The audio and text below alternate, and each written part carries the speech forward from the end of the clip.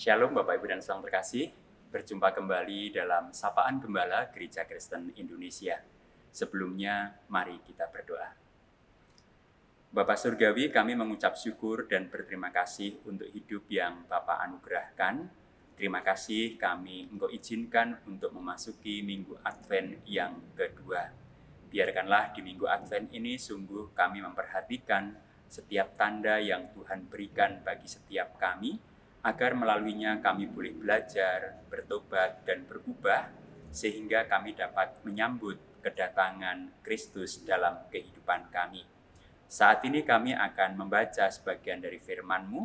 Kiranya firman-Mu ini juga memberikan tanda kepada setiap kami, apa yang harus kami lakukan, apa yang harus kami perhatikan, sehingga setiap langkah kehidupan kami adalah langkah kehidupan yang siap menyambut kedatangan Kristus. Pada saat yang sama, setiap kami juga siap untuk Engkau pakai sebagai tanda dan lambang kedatangan Kristus bagi setiap orang yang ada di sekitar kami. Bersabdalah ya Bapa, karena setiap kami siap untuk mendengarkannya.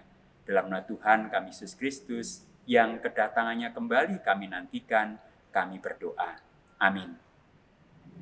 Bapak, Ibu, dan Saudara terkasih, bacaan yang melandasi kebersamaan kita pada saat ini terambil dari Injil Lukas pasal 1 ayat 8 sampai dengan ayat yang ke-18. Injil Lukas pasal 1 ayat 8 sampai dengan 18 yang berbunyi demikian. Pada suatu kali, waktu tiba giliran rombongannya, Zakaria melakukan tugas keimaman di hadapan Tuhan. Sebab ketika diundi, sebagaimana lazimnya untuk menentukan imam yang bertugas, dialah yang ditunjuk untuk masuk ke dalam bait suci dan membakar ukupan di situ. Sementara itu, seluruh umat berkumpul di luar dan sembahyang. Waktu itu adalah waktu pembakaran ukupan. Maka tampillah kepada Zakaria seorang malaikat Tuhan berdiri di sebelah kanan mezbah pembakaran ukupan. Melihat hal itu, ia terkejut dan menjadi takut. Tetapi malaikat itu berkata kepadanya, "Jangan takut, hai Zakaria, sebab doamu telah dikabulkan, dan Elisabet istrimu akan melahirkan seorang anak laki-laki bagimu, dan haruslah engkau menamai dia Yohanes. Engkau akan bersukacita dan bergembira, bahkan banyak orang akan bersukacita atas kelahirannya. Sebab ia akan besar di hadapan Tuhan dan tidak akan minum anggur atau minuman keras, dan ia akan penuh dengan Roh Kudus mulai dari rahim ibunya.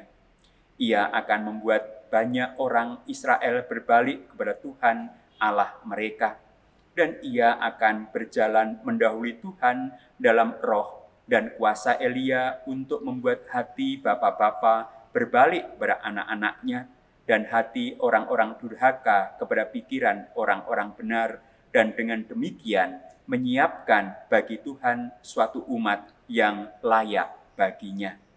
Lalu Zakaria berkata kepada malaikat itu, "Bagaimanakah aku tahu bahwa hal itu akan terjadi, sebab aku sudah tua dan istriku sudah lanjut umurnya." Sebagian jauh pembacaan firman Tuhan, yang berbahagia adalah mereka yang mendengarkan, memahami, dan menghidupinya dalam kehidupan setiap hari. Maranatha. Bapak, Ibu, dan Saudara terkasih, pernahkah kita bertanya atau mencari, bahkan gelisah dengan tujuan hidup kita? Atau untuk apakah Tuhan menghadirkan kita di dunia ini? Pencarian ini penting untuk kita lakukan dan tentu kita temukan jawabannya, sehingga setiap langkah kehidupan kita adalah langkah kehidupan yang bermakna. Di dalamnya kita menemukan maksud dan tujuan Tuhan atas keberadaan kita melalui hidup kita, sehingga melaluinya sungguh kita boleh mengerti apa rencana Tuhan untuk kehidupan kita. Salah seorang tokoh Alkitab yang kita baca saat ini, Yohanes, Bapak, Ibu, dan Saudara terkasih, tujuan kehadiran dan kehidupannya di dunia ini sungguh sudah sangat jelas disampaikan oleh Tuhan melalui malaikatnya kepada Sakaria yang saat itu sedang bertugas sebagai imam di bait Allah membakar ukupan. Apa yang disampaikan malaikat Tuhan kepada Sakaria sungguh sangat jelas tentang kehadiran Yohanes Pembaptis. Pertama, Bapak Ibu dan Saudara terkasih, bahwa kehadiran Yohanes Pembaptis adalah atas kehendak dan rencana Allah.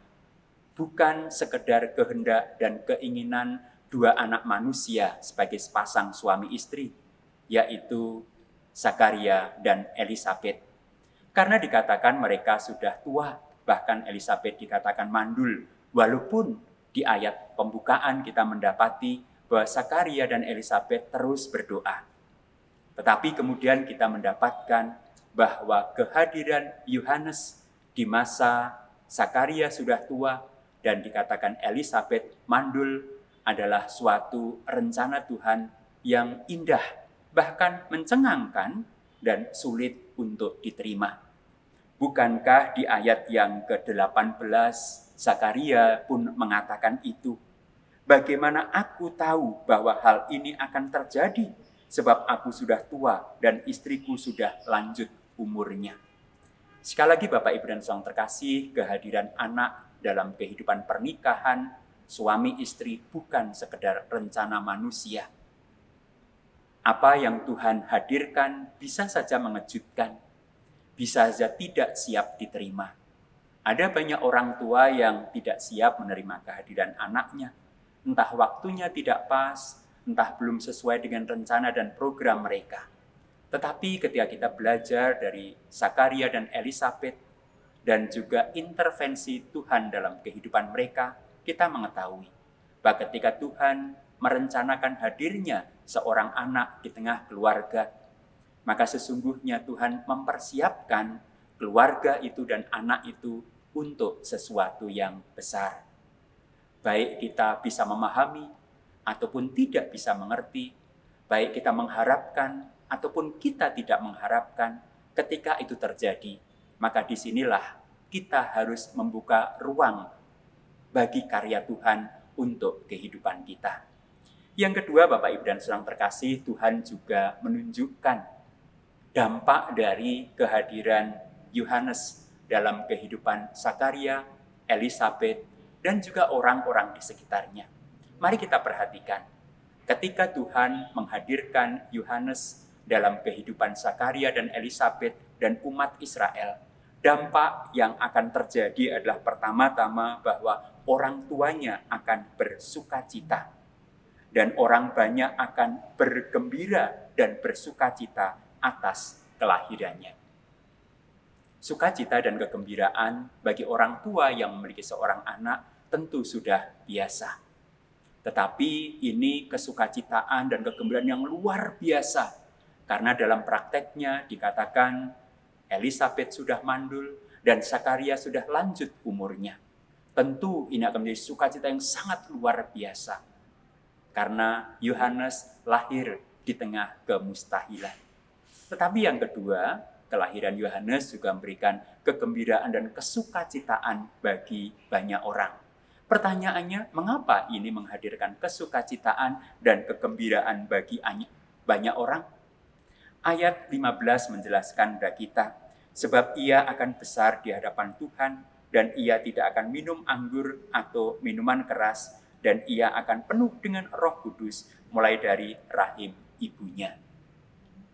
Seorang Yohanes, ketika Tuhan hadirkan di tengah keluarga Sakaria dan Elisabet, juga di tengah bangsa Israel, ia akan menjadi seorang pribadi yang hidup seperti yang Allah inginkan. Ia tidak akan menjamah dan berkenalan dengan hal-hal yang membuat ia najis, minuman keras, ataupun juga anggur.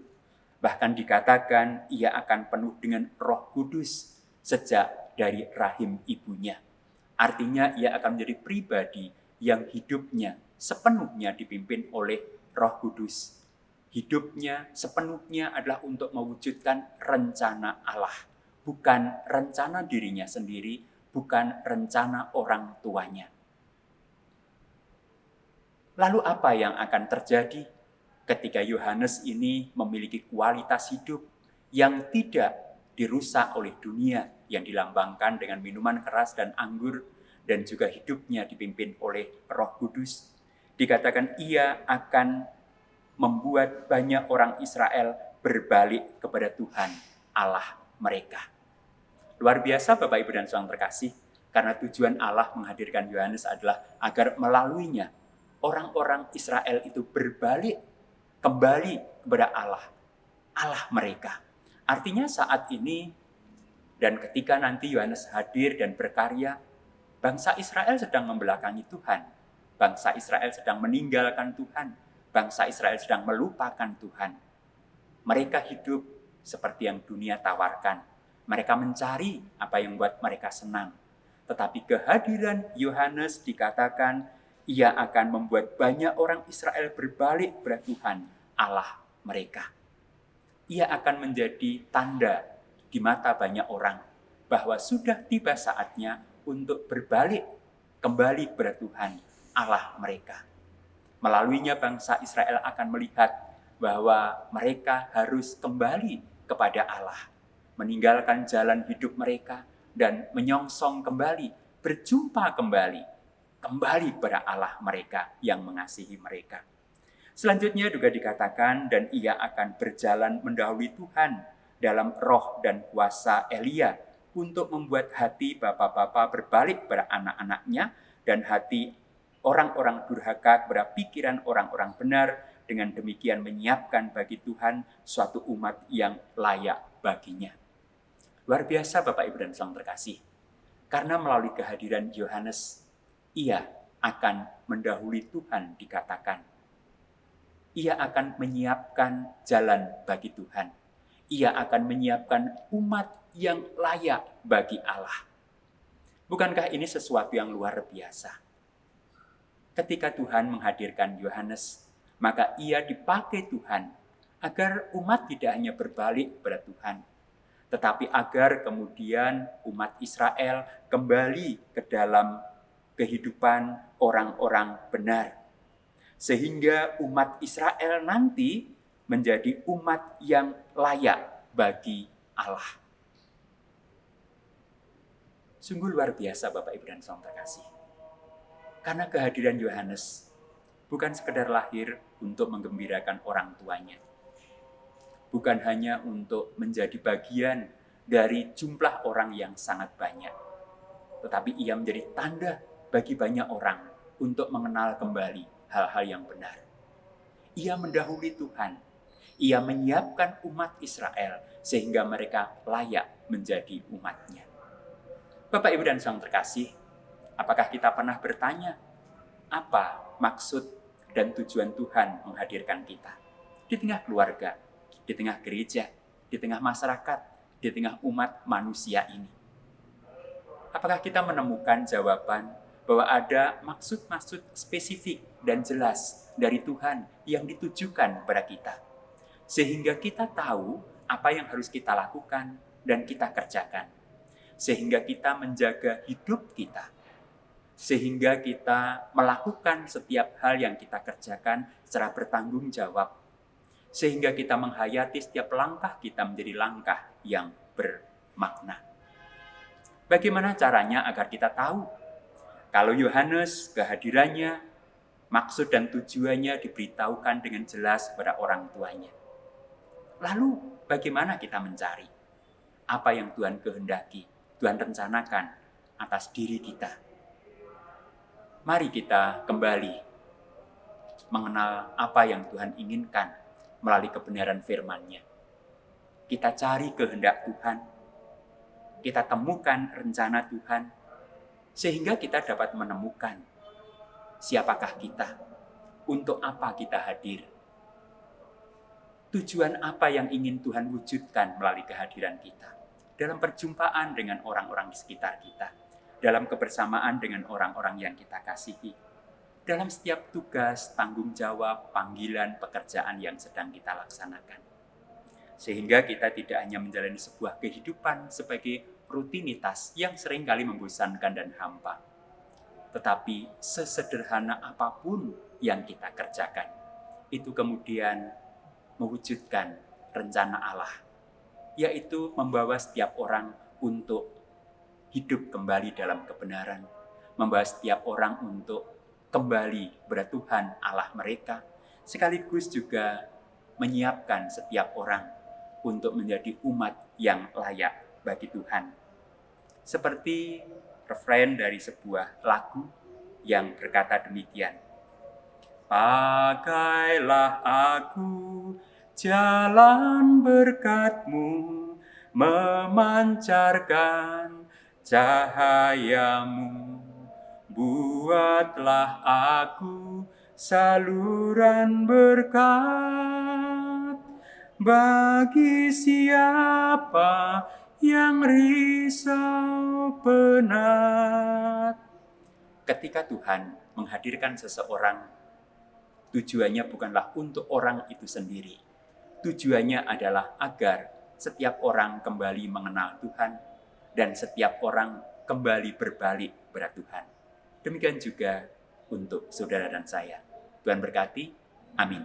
Mari kita berdoa. Bapa Surgawi, kami mengucap syukur dan berterima kasih. Di Minggu Advent ini Engkau mengajak kami kembali untuk melihat, mengingat, menghayati kehadiran seorang Yohanes di tengah keluarga, orang tuanya Zakaria dan Elisabet, tetapi juga di tengah umat Israel pada waktu itu. Biarlah apa yang terjadi pada diri Yohanes juga mengingatkan kami kembali akan makna, tujuan dari setiap kehadiran kami, rencana dan maksud-Mu atas setiap kami, sehingga hidup yang kami jalani pada saat ini adalah hidup yang tertuju kepada Engkau.